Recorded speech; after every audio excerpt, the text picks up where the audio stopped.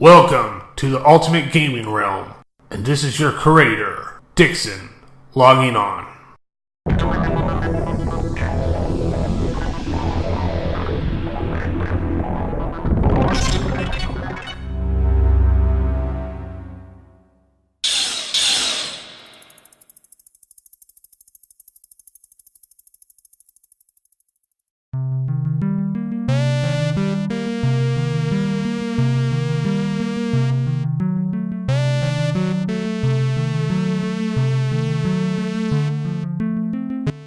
It's winter, it's freaking cold, which I've been getting over with recently.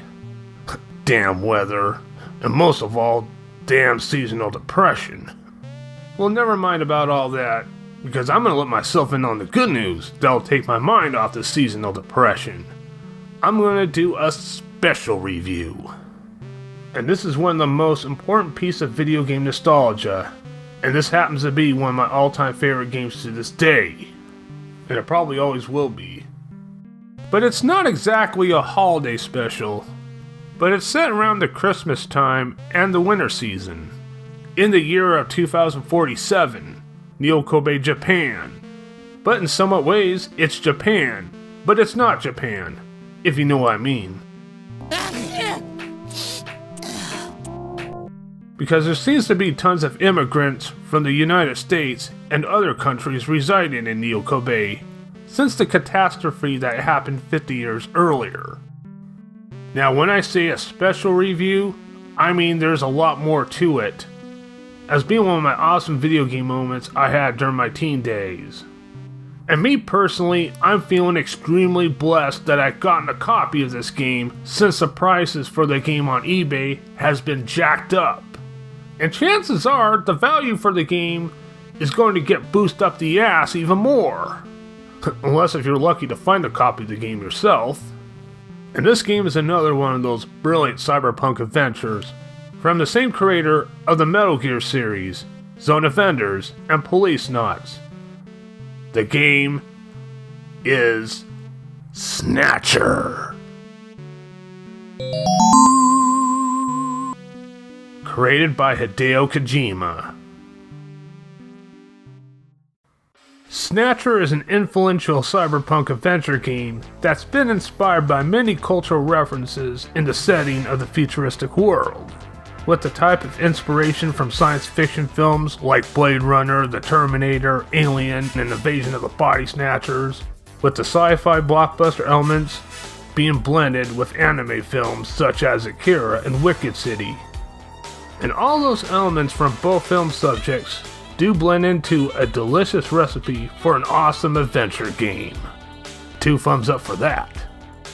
Now what I'm going to mention for Snatcher is going to be a similar reference to what I mentioned in my Shadowrun Returns review with the main story Dead Man's Switch, which has been inspired by a mystery in the film noir. But Snatcher puts more heart into the plot. And that reminds me, both Snatcher and the 16-bit Shadowrun games have been part of my cyberpunk nostalgia. I think I already mentioned that a few times in my Shadowrun videos.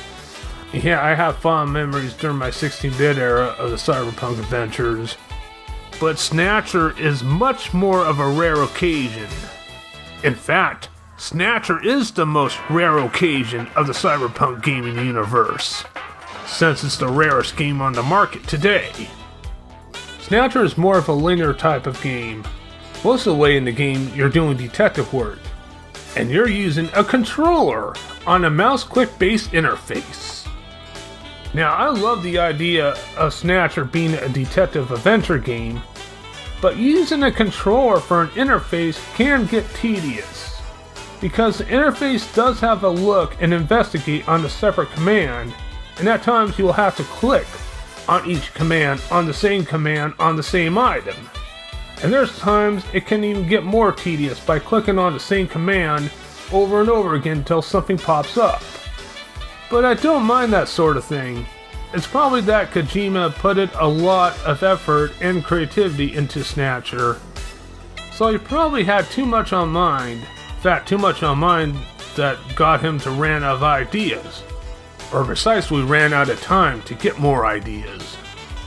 Snatcher has action in the game as well, but the shootout system is kind of broken. I mean, I would say it's okay, but for combat purposes, I would rather prefer something like a side-scroller or a first-person shooter. But of course, this game was made over 25 years, so I would have to respect that part of the game for what it is, especially putting out a port on the Sega CD add-on.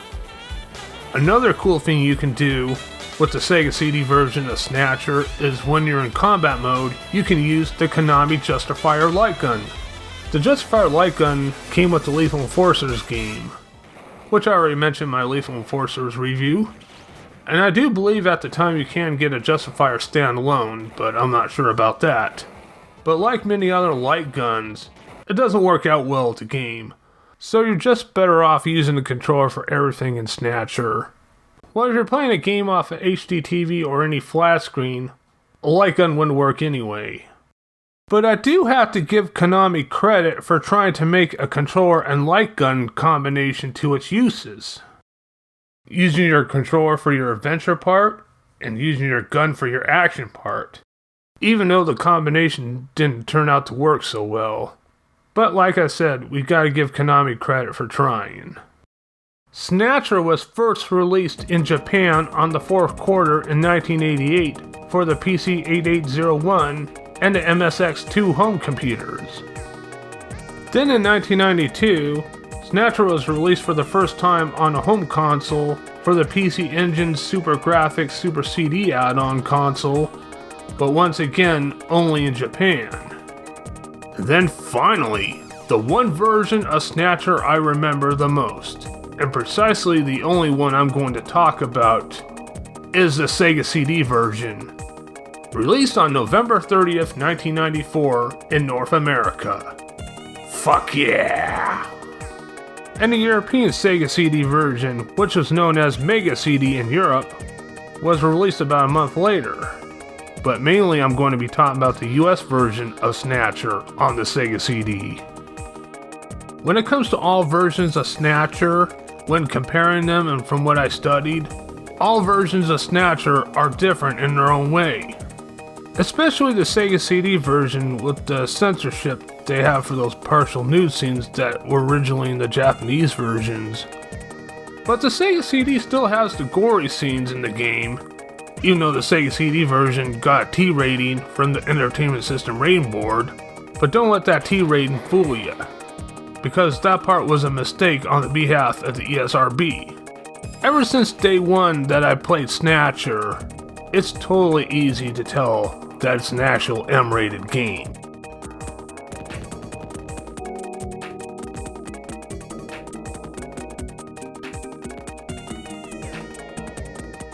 And there's many other changes for the US Sega CD versions that the Japanese versions had, to avoid copyright issues, such as the metal skeletons of Snatchers looking too identical to the Terminators. Now I know Kojima's inspirations for Snatcher was from James Cameron's work with the Terminator. And not only for Snatcher, but for his cover art on his 1987 game Metal Gear, with the exact lookalike of Kyle Reese from the Terminator. Interesting coincidence there. Let me do a few comparisons of the Snatchers to the Terminators. The Terminator metal skeleton's eye color is always red. Snatchers altered their metal skeletons with green eye color, green slits on their heads. Parts of the skeleton body has light green colors, and they can bleed green liquid blood. And the Snatchers operate much more differently than the Terminators do. And there's a big different story behind the Snatchers compared to the story with the Terminators. Especially when Snatchers have a firing device inside their heads that can fire laser beams out from their mouths. And unlike the Snatchers, the Terminators doesn't seem to have a built-in firing device of any kind. Okay, let's get back to the point of the Snatcher game itself. The story of Snatcher. Now I want to show you the intro of the story for Snatcher, because it'll be a little bit complex for me to explain, so it's better off showing you than it is for me to explain. Well, Here it goes now.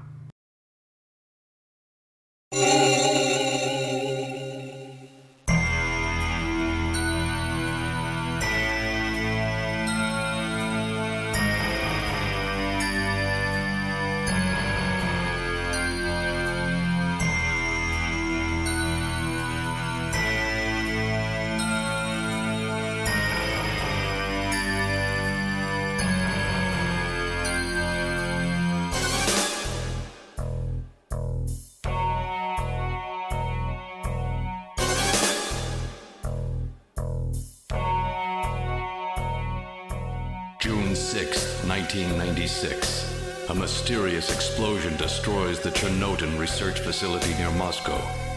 Lucifer Alpha, a powerful biological weapon under secret development there, is released into the atmosphere, creating a deadly biohazard. Carried by the trade winds, Lucifer Alpha spreads throughout Eastern Europe and Eurasia, destroying 80% of the populace. Half of the world's people die. The greatest biohazard in history later becomes known simply as the catastrophe. But at this time, who could have possibly imagined that the ultimate biohazard wouldn't occur for another half-century? 50 years later, mankind faces its greatest crisis, the appearance of a mysterious android life form. Its purpose and origin are unknown. Is it a new form of weapon? Or perhaps an invasion from some other world? They appear during winter, killing humans and infiltrating society by taking the place of their victims. Employing an artificial skin, they can sweat and even bleed. Part organic, part machine, they're almost impossible to distinguish from those they kill. As they steal their victims' bodies in order to take their place, these mysterious invaders become known as Snatchers.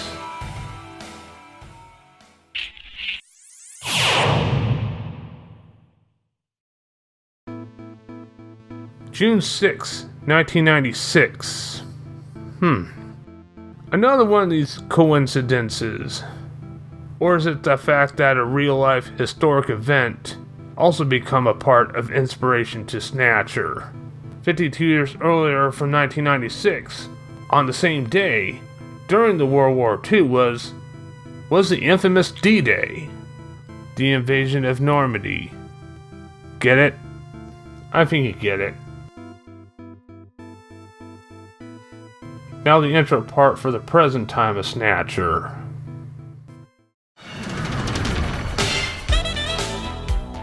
How was work? Everything okay? Gillian, what is it? What's wrong? Jamie, I've become a junker. A junker? Gillian, but why? Jamie, you know why. It's the only way we can regain our lost memories. Snatcher is the only word that keeps coming back every time we try to remember our pasts. I have to face them to find out why. Yes, but I can sense that there is something terrible hidden in our past. And if we remember it, it will destroy us. Jamie!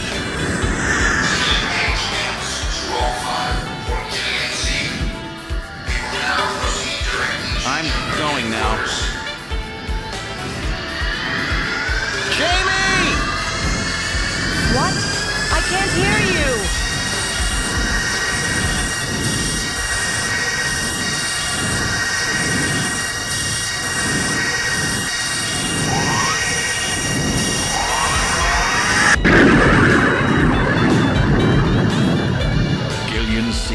Estimated age 31.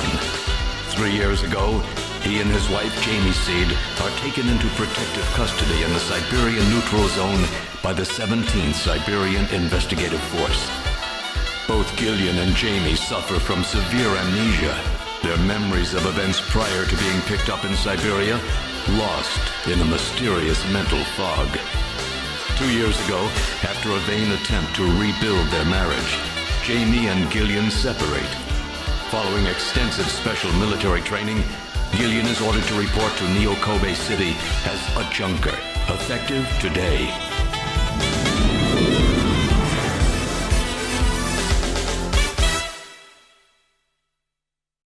Okay, so you mainly heard the story with Gillian Seed. your character, the main protagonist, who had special training in the military, and both him and his wife Jamie were suffering from amnesia.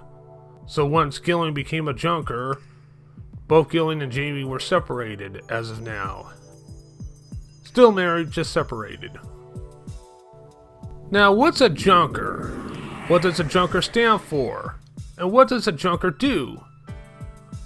A junker represents an anti-Snatcher task force. Now, what does a junker stand for? The Japanese version of Snatcher, a junker stands for Judgment, Unaffected, Naked, Execute Ranger. An English version of Snatcher, a junker stands for Japanese, Undercover, Neurokinetic, Elimination Ranger. And junkers are pretty much like police officers, or FBI agents, or any type of government agents. Except the business of a junker is to track down and eliminate snatchers. Of course, like any other government agents or authority, junkers do have restrictions too. Like in the way they do need a probable cause or a warrant to search areas or scan suspects, unless if you obtain permission from the suspect. So that pretty much answers the questions about the junkers. Junker headquarters does have a nice setup operation, like a shooting range and a computer room. Yeah, with a computer that you can browse through any database on people, including junker employees and citizens in Neoko Bay. And there's a database check on history, culture, and science. All I can say for that time is, wow, what an amazing concept.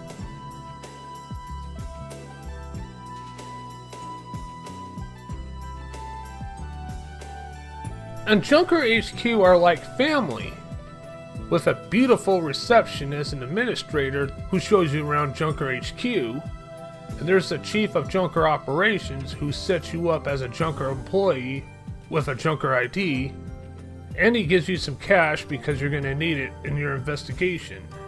Like for information, because talk isn't always cheap. And there's an engineer that prepares you for your investigation and your adventures, with a blaster gun, a turbo cycle, and a navigator. Oh, that's right. Don't panic yourself. I got it right over here. This is your blaster, the official weapon of a junker. It's got full user feedback circuitry, adjusting itself to your reaction time. In other words, it's just as good as you are. What do you think? Here, see how she feels. It's unbelievably light.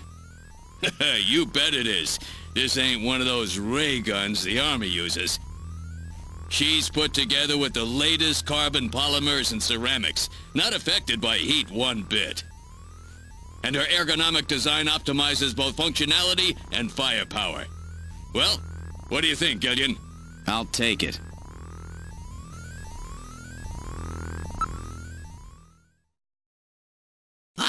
I know. All right, allow me to introduce the Navigator, which I designed especially for you. Hey, Metal Gear, get out here.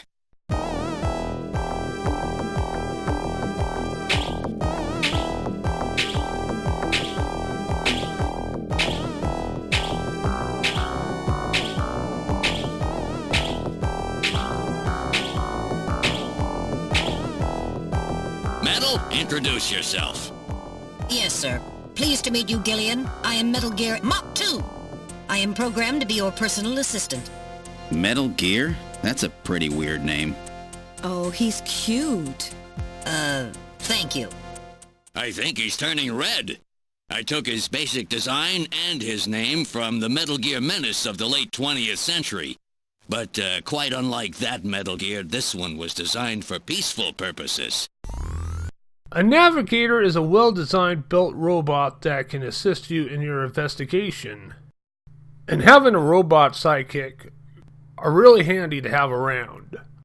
These robots can talk, they have a built-in super memory chip, and the navigator's memory chip can function more faster than the human brain can.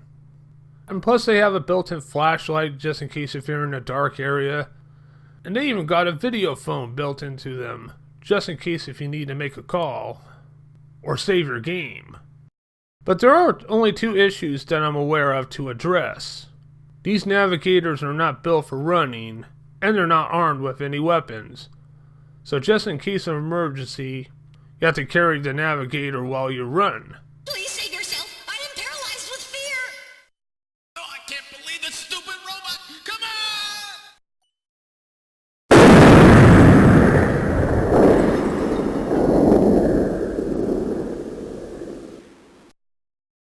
Thankfully, these navigators are light enough to carry. These robot navigators seem to have good chemistry with their human partners. Throughout the game, Gillian and Metal Gear had wonderful chemistry during their investigation. I'll open the blinds by altering the electrical polarity. Are you ready? Okay, go ahead. All right. Now opening the blinds. Whoa! You pervert! Get out of here! I hope you learned your lesson, Gillian.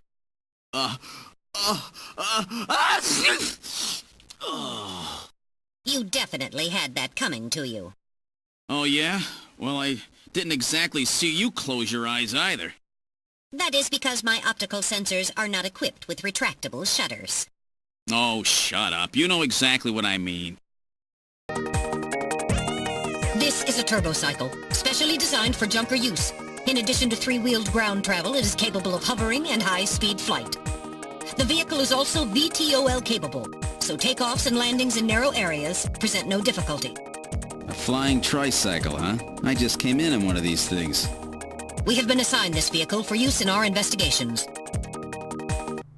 So that's what an engineer does. Design a blaster gun, a turbocycle, and a navigator robot for junkers that are runners, such as the main protagonist, Gillian Seed. The first run, after getting to know Junker headquarters and everyone that's currently there, Metal Gear receives a phone call from the other Junker runner, Gibson, for backup. I have a video phone call from Jean-Jacques Gibson coming in. Connecting. Junker HQ, this is Gibson. I've cornered a probable male Snatcher. I'm in the abandoned factory in the M District. Request immediate backup. But by the time I got there, Gibson's already been killed, and his personal navigator, Little John, has been destroyed. But we did manage to obtain the memory chip from Little John, so we can pick up to where they left off at. Throughout the investigation, your first priority is to investigate the death of Gibson, and from there on, investigate on where the Snatchers hide out, and who's the Snatcher, and what's the Snatcher's weak point, and what's the purpose behind the Snatcher invasion. And while you're investigating the Snatcher problem, your character Gillian is hunting for his lost memory. So the two main keywords for the protagonist of the investigation is memory and Snatcher. So you're trying to regain your memory and hunting down Snatchers while at it. Now that's pretty much all there is to tell about the story, just in case if anyone wants to play the game themselves. Of course, getting a physical copy of Snatcher on the Sega CD is not easy. But there is a ROM for Snatcher where you can play it from the emulator like the Sega Fusion, which is the recommended emulator for Sega CD games, and Genesis games, and 32X games, and Game Gear games, and Master System games. So an emulator and the Snatcher downloadable ROM is most likely the easiest way to play Snatcher, if you can't get a physical copy. Now, why is Snatcher on the Sega CD rare?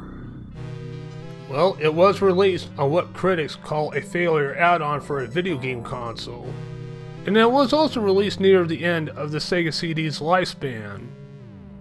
And when many gamers at the time were only focusing on 16-bit consoles, which are more of a reasonable price versus an over $200 add-on for the Sega Genesis that has less to offer compared to the regular consoles, Snatcher didn't sell well, because they couldn't sell. And not very many people at the time were looking into the direction of the Sega CD. And video games at the time were still mainly targeted towards kids the most, and parents wanted to get them affordable consoles. And both Sega Genesis and Super Nintendo had a lot more to offer, So that's why Snatcher didn't get the recognition back then, especially for North American gamers, because it was released on what some people call it a failed add-on for the Sega Genesis. Nowadays, Snatcher on the Sega CD is considered as a cult classic, and trying to find a copy of the game runs around a $400 price range. Thank goodness I was lucky enough to get a used copy 20 years ago. However, about 2 years later, after the Sega CD release, Snatcher was released on the Sega Saturn and Sony PlayStation, but the bad news is, it was only released in Japan. And believe it or not, from the looks of both versions and from what I heard, they're even weaker than the North American Sega CD port. But when it comes to the Saturn port versus the PlayStation port is the worst. Kind of like a reverse formula when it comes to game consoles in North America. Well, I haven't played any of the Saturn or PlayStation versions. I'm just saying from what I heard, so I'm not judging them completely. But the worst part about both versions is that there's no North American versions. But hopefully Snatcher can be revived in North America again, along with Police Knots. It would be really awesome because I enjoyed the shit out of both of those games really well. And they deserve a better comeback, instead of just focusing on the Metal Gear Solid series, because both Snatcher and Police Knots are two of the best masterpieces from Hideo Kokima. I have nothing against Metal Gear Solid series, it's just that they made too many of them. They, meaning in Kojima and Konami. Snatcher is an absolute must-have, if possible, or if you're lucky to find a copy. It's extremely well worth getting. Well, that pretty much wraps everything up. Thank you all very much for watching. Please do like, leave a comment, and subscribe to my Ultimate Gaming Around YouTube channel. Until the next time, this is Dixon, logging off.